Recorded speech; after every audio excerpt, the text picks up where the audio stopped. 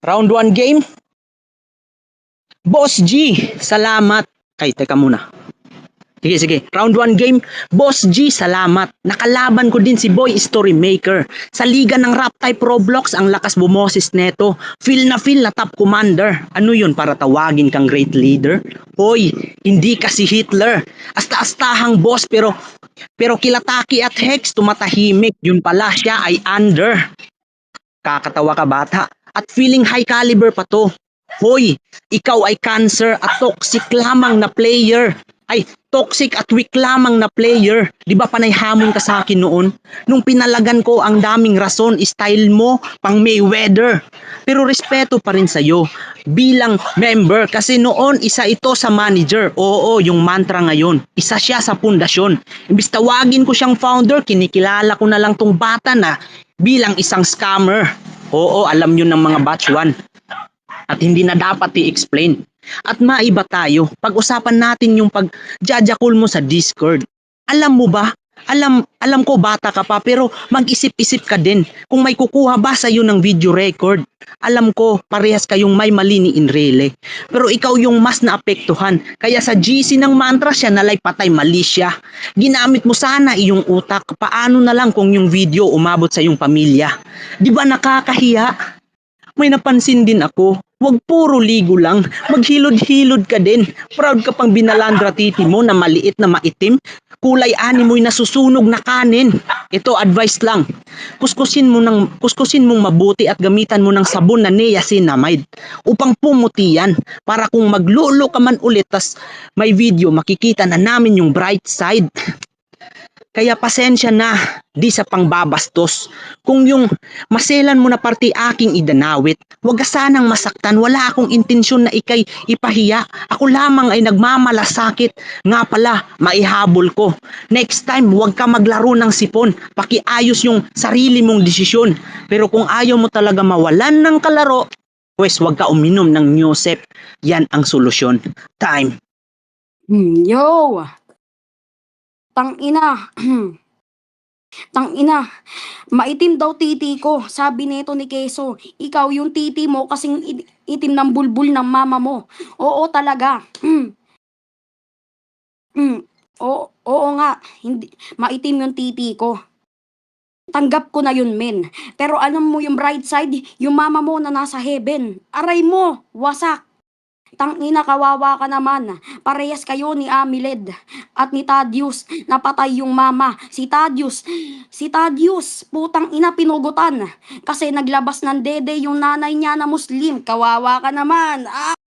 Ay mo. Oo, damay-damay kayong lahat. Okay, balik ng title. Yo, tangina. Teka.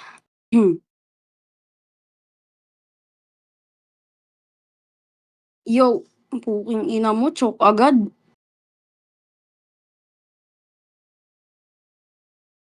Okay.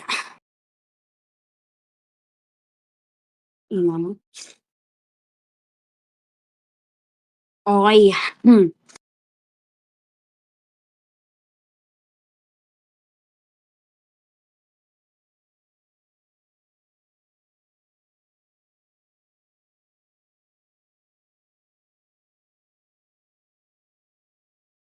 Tangin, time na nga.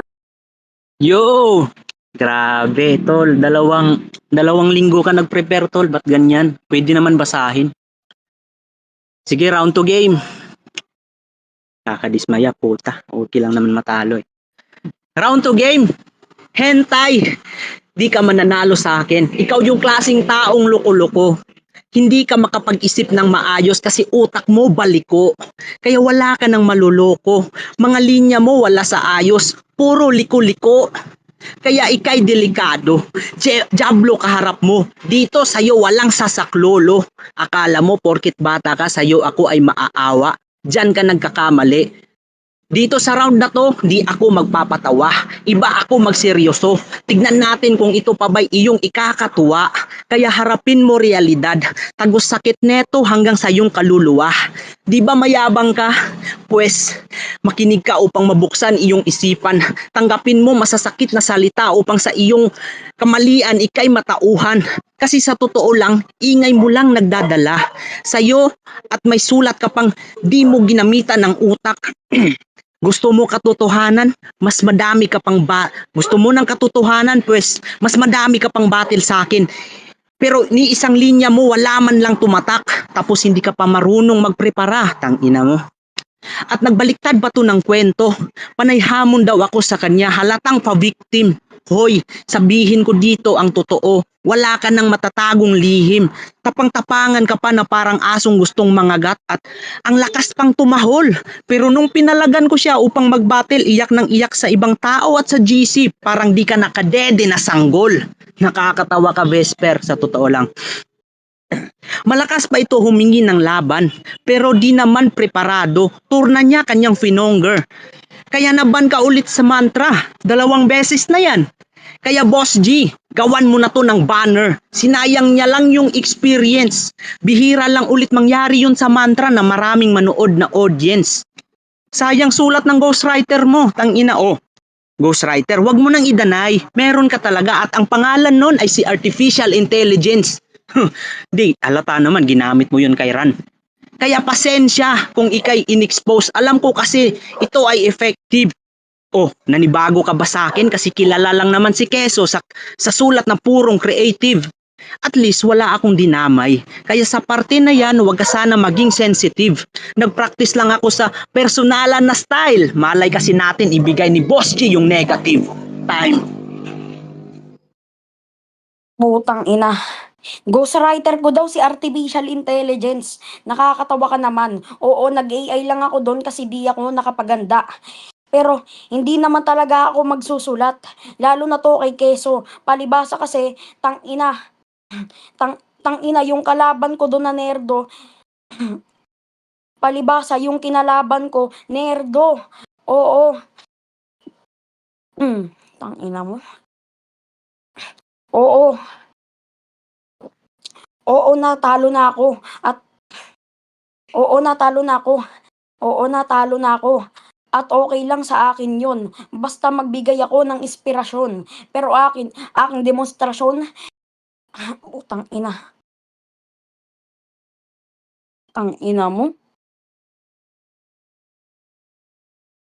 Time. Yo! Ay, nako. Sayang pre, sayang pre.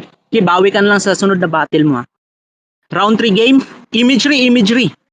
Okay, imagery game. Sa sobrang demonyo ko sa kanilang bahay sila'y papasukin. Intensyon ko sila'y trabahuin upang panagutin. Yung atin niyang tumatakbo, aking sasalubungin, buhok hahablutin, ulo paghahampasin. Yung papa niyang matakutin, aking papatakbuhin. Sabay hugot ng pistola pagbabarilin. Yung mama mo, aking papahigain. Ito, sa lawal niya huhubarin at kakantutin. Huday niya aararuhin.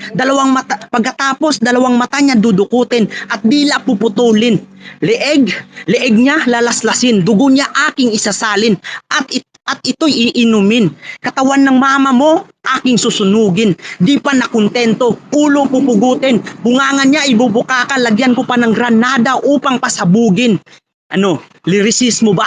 At focus na tayo sa'yo. Itong si Hentai gagapusin, ulo pagkakaltukin, betlog niya pipitikin, mga ngipin unti-unti kong bubunutin, bibig niya sa salangan ng bakal upang itong bata patahimikin. Kukuha ng malaking balde, pupunuin ng tubig at kanyang ulo ay lulunurin. Pagkatapos itong bata ibibitin pati warik, tagiliran pagsusuntukin. Tangina, di ko napansin yung ate niya buhay pa pala. Yung ate niya habang gumagapang kukuha ako ng bangko at siya'y paghahambalusin. Siya ay aking tatapusin, buhay niya kikitilin upang sa mga sakit di na niya titiisin. Katawan ng ate mo babalatan tatadtarin at ang mga laman neto hihiwain upang ito'y lutuin. Sa harapan mo ihahain at ito'y iyong kainin. Maluha-luha pa si Vesper. Yun pala'y nasarapan pala sa pagkain. Tutal, nabusog ka na, ikaw ay aking papatayin. Tiyan mo pagsasaksakin. Kaya siya ay patay na, kaya paumanhin kung mali ang aking layunin. Plano ko kasi pamilya niya sa mundo ay burahin. Kaya sa Rhyme Cartel, ginawa ko ang aking tungkulin bilang isang kawal. Boss G, kung gusto mo ng battle na nakakatakot at palakasan ng demonyo, pues ilabas mo yung brutal. Time. Tangina neto, kakainin na daw yung ate ko. Ulul putang ina mo yung ate ko, buto-buto. Tangina, alam mo buto-buto yung ate ko tapos patay na tapos kakainin mo pa. Tangina mo, kanibalismo ka talaga. Ginagawa mong pulbos yung putang ina. Tangina, ginagawa mong pulbos yung buto. Tangina, kawawa ka naman. Dapat sa'yo, puking ina mo, kinukulong ka. Time.